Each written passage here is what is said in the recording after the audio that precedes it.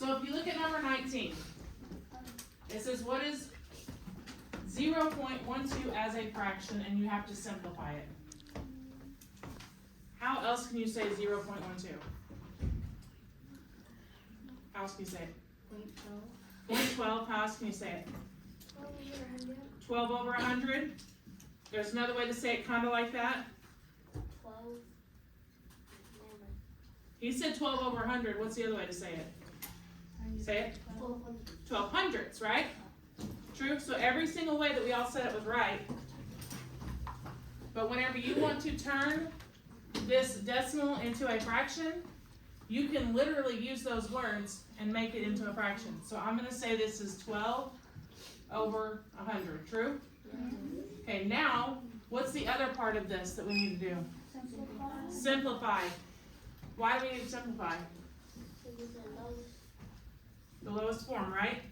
And whenever you're taking a test, you might not see this answer because this is not in the most simplest form. So you need to know how to get it to the most simplest form so you can pick the right answer. Because stuff like that's going to be in the most simplest form. Okay, how do we simplify this? What do we need to find first? Yeah? Common factor, and we want the greatest common factor, true? Okay, sometimes with these bigger numbers it's hard to figure it out unless you just draw it out. We can draw it out, but there is one common factor that I know that they have. What is that one common factor that we already know they have? 2. Because they're both even numbers, right? So I can divide it by 2. Is there another number that I could possibly divide them both by that's bigger than 2? 4? Okay, so let's try 4. What's 12 divided by 4? And 100 divided by 4? 25, right? There's 4 quarters of a dollar. Now, from here, 3 over 25. Can I go any further than that? What are the factors for 3? 3 and 1. Does 3 or 1 fit nicely into 25? Is that the same factor? Does that have the same factors as 25 does? The only thing they have in common is the 1, right? Okay, so that's as far as we can go. So on number 19, you turn this into a fraction, you simplified the fraction, your answer is 3 over 25. And I'm writing it like that because whenever you put it in your form, you'll put it like that, right? Okay? Alright, go to let's do number 22.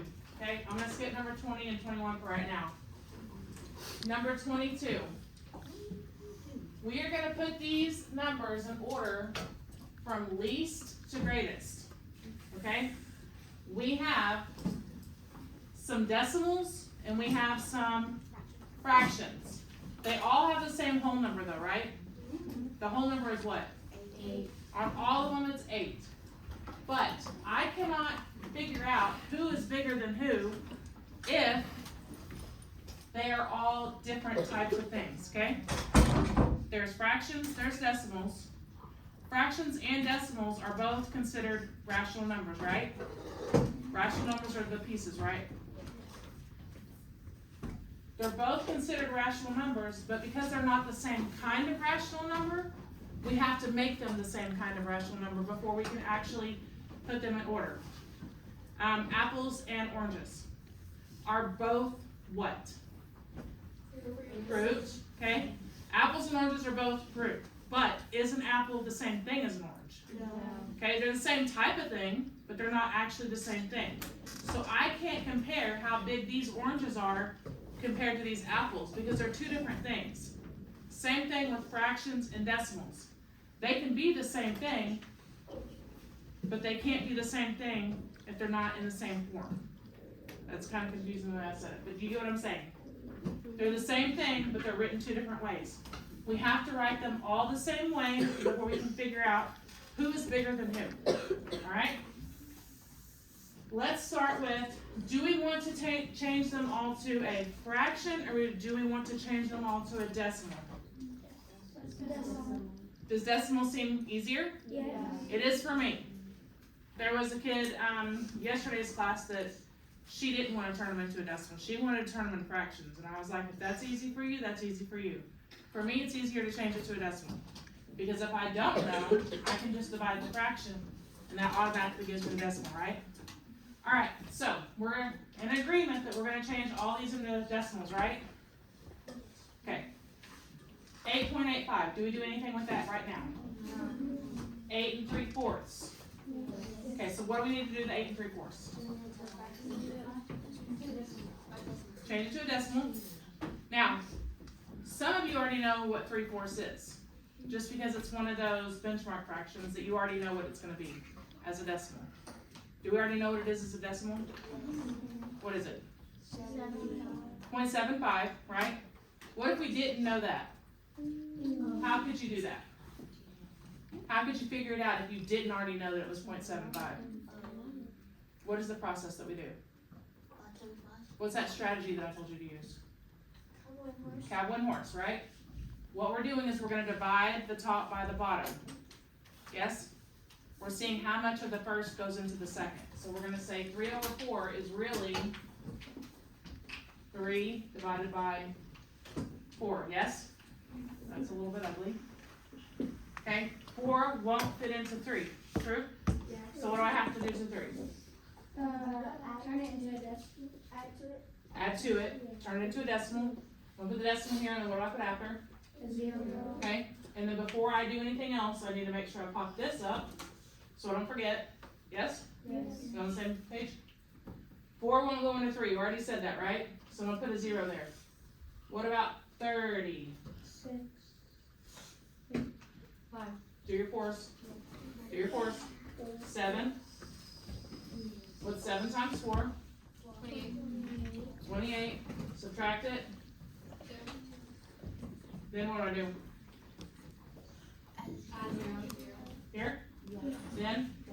Drop it. 5 times 5? 4. 5. It won't go anymore. That's that. Yes? Yes.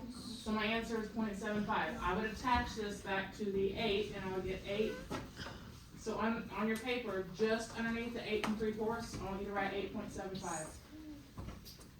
If you want to rewrite that one too, you can. If you want to keep them online. Okay, is 8.5 good? Yes. We're going to keep that one, right? What about 8 3/5? We can do the same thing, right? How do we check that though? What if we do our math on this and we're not sure if we got our math right? So that's going to be like this. And I'm going to do the same thing I did earlier, right? And I'm going to get 0.6. But what if we're not sure that we did our math right? I'm going to draw a fraction bar here, okay? Pretend like that's all perfect. And I'm going to cut it into fifths. Pretend like those are perfect, okay? I'm going to shade in how many of these? 3. Okay? Now I'm going to draw a number line. This is going to be 0. This is going to be 1. What is going to be right here? Right in the center of 0 and 1. 0.5? Okay? So 0.5. Does it look like this is about 0.6? Yes. Now, I did kind of make this wonky, right? But it looks like it is about there. So that answer is probably correct if you wanted to look double check this way, right?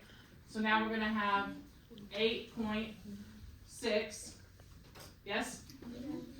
Okay, and then we can use this same thing we just did. Let's leave our 0.5 there. Okay? And then let's draw another one. What's the next one that we need to convert? 8 and 2/3. We need to convert the 2/3. How many of these do I need to fill in for 2/3? 2. Okay, and if you were, for time's sake, if you were to do the math on this, 2/3 would give you, do you remember what that one would be? 2/3 as a decimal? Repeating, right?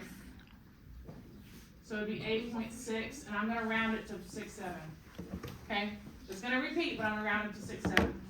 Now, we said this is 2/3. 8.67, is that going to hit about the same spot? Because I'm going to say 7.5 is probably about right here. So do those hit about the same spot? So we would know that that one was probably true also. That's another way that you can double check, just to see if it lines up right for your fraction bar and your number line. Now that we've done all this, we have to take all these and put them in order from least to greatest.